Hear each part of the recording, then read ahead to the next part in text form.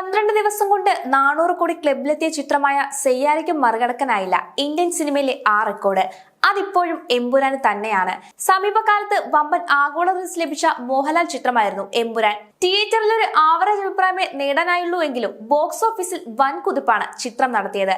നിലവിൽ മലയാള സിനിമയുടെ ചരിത്രത്തിലെ തന്നെ ഏറ്റവും കൂടുതൽ കളക്ഷൻ എമ്പുരാന്റെ പേരിലാണ്.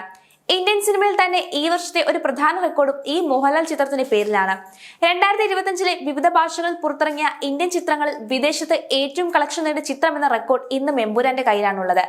ഏറ്റവും ഒടുവിൽ ബോക്സ് ഓഫീസിൽ തരംഗം തീർത്തുകൊണ്ടിരിക്കുന്ന ഇന്ത്യൻ ചിത്രം സെയ്യാരയ്ക്കും വിദേശ കളക്ഷനിൽ ഇതുവരെ എമ്പുരാന്റെ അടുത്തെത്താൻ പോലും സാധിച്ചിട്ടില്ല.